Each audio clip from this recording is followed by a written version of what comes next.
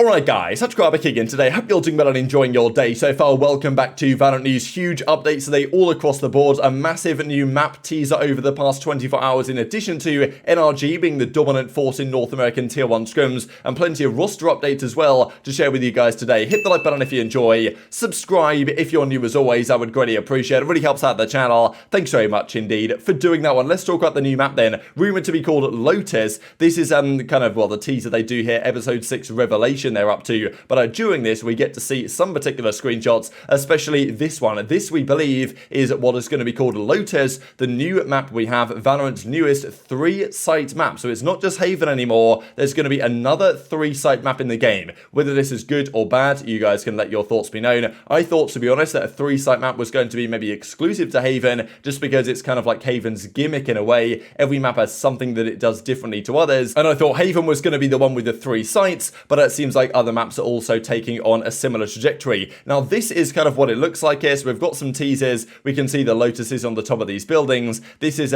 one of the looks of the layout of the map. You can kind of see quite clearly the way this is designed. You've got one of the spawn locations presumably here. You can go left, you can go right, down the middle, and there's 3 sites it seems. This isn't the greatest image though. You've got this one as well, which this is actually much better, and people have done renders of this to convert this design into what an actual map overview might look like. So you guys can see that 3 locations here showing the 3 bomb sites, and there's also these circles on the map here. You can see the circle thing, and there's another couple of them that are around, and I do wonder whether these are just these pits. I forget which map it was that was codenamed Pit or something, and I thought we imagined it was going to have these like round circles on the map that you could fall into and die. Now apparently they might be coming to this map instead, but this is what it looks like. This is what the architecture seems to be. So I think pretty exciting prospect. Obviously it looks nice. Whether it plays well, we shall see on that one. But this is what Arch actually comes up with here. So we looked into this, kind of some of these teasers. Let's just say this is A, B, and C. Of course, could be A, B, and C the other way around, but let's just say it looks like this. There's some of these circles as well. You guys can see the one on the left-hand side, but this is quite clearly the map layout. It's relatively similar to the classic, 4-square design, or as it's usually described, 3-lane. So you've got the A lane, the B lane, the C lane, and then you've got some connectors between the two. It's kind of a classic map design, but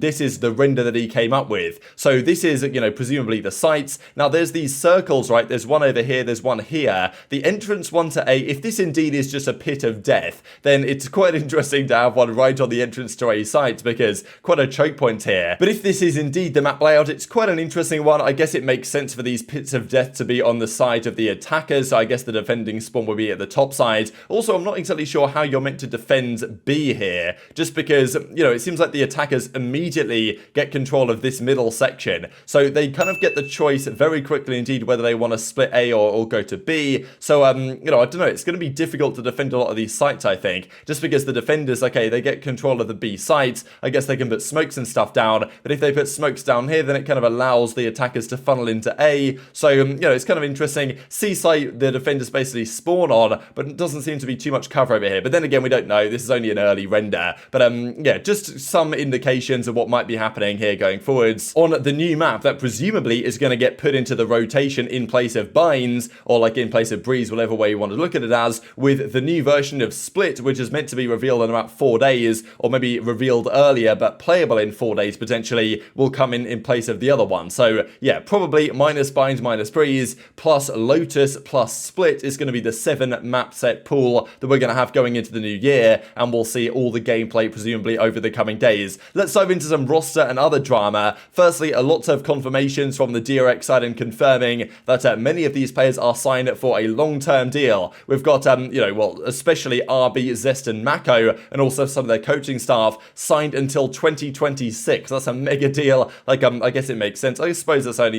3 years of competition, because until 2026 probably means the 23 season, the 24 season, the 25 season. But nonetheless, these guys aren't going anywhere anytime soon, and Mako and Zest and RB, some of their top players, are going to stay for the long term. Now, I gotta mention this as well, because I'm sure you guys have heard about this over the last few days, but a big drama lately on the crypto betting stuff that's happening within Valorant. So it seems like what's going on here is that certain players in, pro games in either Top Immortal or in Radiance are betting on these crypto sites. Apparently there's some crypto betting sites which enable people to bet on ranked games, and effectively, let's say you happen to be in a lobby of one of these pro players, and there was a particular website that was offering odds on the pro player to win or lose, you could, let's say, bet on that player to win or lose, and then if you're on the other team, you could make that result happen by throwing the game, and all of a sudden, you're a millionaire. Now, of course, it doesn't work maybe quite as easily as that, but nonetheless, that is, I think, the concept, and many pro players have run into this in ranked over the last few days and weeks, really. If there's a crypto better on the other team,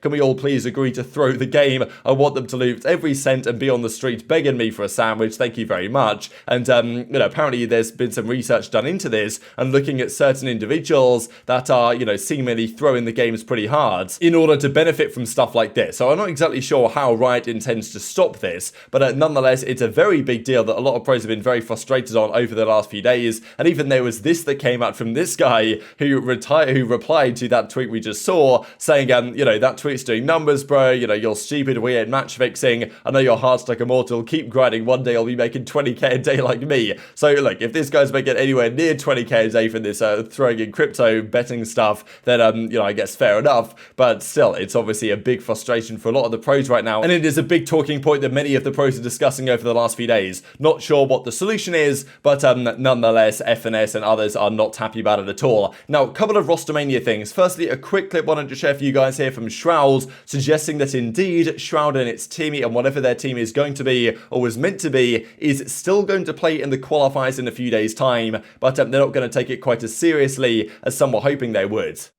Shroud's still doing that Ascension League thing with Timmy. I think we're just going to put together a random team and just play a couple matches. I don't think we're going to go like hard or anything. We'll probably just like sign up and just play a few matches.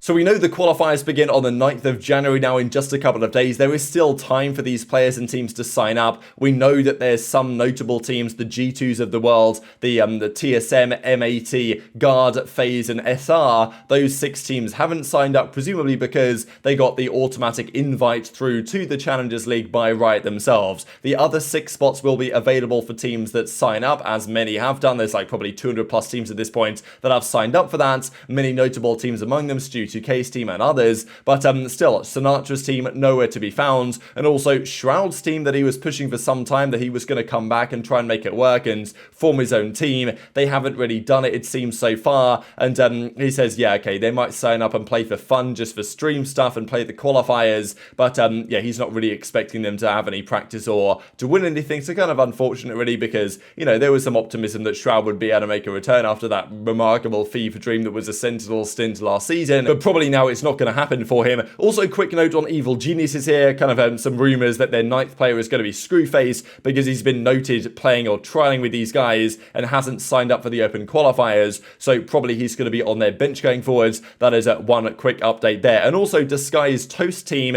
just because we know that he's been signing players, officially signed these guys that have now signed up. They're playing after the name Hakuna Matata, and it's Steel, XXIF, Exalt, Clear, and Gangster. That's the team of 5. They're meant to have Demon, of course, but he went to Evil Geniuses because they stole him. So, yeah, that's one of the other teams that signed up. So we'll see how these guys get on, hopefully well. And, I mean, yeah, I guess they've got less competition now with no Sinatra's team, with no Shroud's team taking it too seriously. Now, this from Valorant as we close out the video on the NRG side. We know that some of these teams have been practicing. We know that NRG have just got into it over the last couple of days. We believe that Sentinels will start their practice soon because Pankada's now there, Sassy's now there. They've got their entire team. I guess they're starting their practice up. NRG have been for a couple of days. They're trying to catch up 100 Thieves and, you know, trying to catch up Cloud9 in terms of how much practice they have had. But some individuals believe that NRG are just absolute god mode. Now, it's always tough to say how much of this is true, how much of this is just joking around, but we do often see going into any event that players will tweet something like the following. Obviously, you know, these tier 1 teams aren't going to practice against each other. They'll play pretty much exclusively tier 2 teams such as the Guards, and clearly the Guards were playing NRG in a practice last night, and Valorant says if NRG doesn't win it all next year, then I don't know what is going on at Chet, and FNS like, I was waiting for this gem, maybe implying that indeed NRG got the better of them quite significantly, as Leaf says our team is going to break out if we scrim them one more time, as Chet says we never even scrimmed you once, so goes to show, right, that you know, sometimes players just tweet this stuff, despite the fact that it might not actually reflect reality at all. And even Moose says from SR, we scrimmed them 3 times, we have 12 rounds total, so Chet doesn't say the same thing to Moose that he said to Leaf, so maybe implying that indeed they have played SR and have bodied them every single time. So maybe if you guys are NRG fans, an early sign that indeed that core with still no Ye but Ardis instead, and no Marv but Som is looking very good indeed. But of course that's up against tier 2 opposition, which are good, very good potentially, but not quite tier 1 teams they will be playing most of going into next year. And even B-Dog says MSR actually never scrimmed against a team as incredible. So, you know, he's probably joking around to a certain extent just because it's literally NRG's first few days of practice. They're likely to be, well, they're not likely to be as refined as some of the other teams that B-Dog has played in the past. But potentially they're a good sign that NRG are firing on all cylinders with their new lineup, and indeed they might be catching up to the level of some of the other top tier 1 North American teams quicker than some might have expected. But also just to note this, because not only is there the crypto betting stuff, but there's also the game crashes, which has been affecting many players. I think it's been affecting practice over the last couple of days for some, as Chet says, yo, Valorant, fix your game, it's not launching properly. Som's like, yeah, right on it, I'll deal with that. But yeah, still, so just one more issue to mention as we close out the video. And then this from Willminder as well, top teams on Fracture. In due course, we might get one of these over the 2023 season for even Lotus. But yeah, if you guys are looking to improve your Fracture gameplay, these are the teams to look for. It was certainly OpTic at a time, but towards the end of their tenure in the year, OpTic actually, their performance on Fracture fell off a bit, probably because they got counter-stratted hard. So technically, FPX and DRX were the top performing teams on that particular map. Of course, FPX led in part by Ardis, who's now on the former OpTic core over at NRG. But very much enjoyed your thoughts in the comment section below. Hit the like button if you enjoyed. Subscribe if you're new. Take care, and I'll see you next time.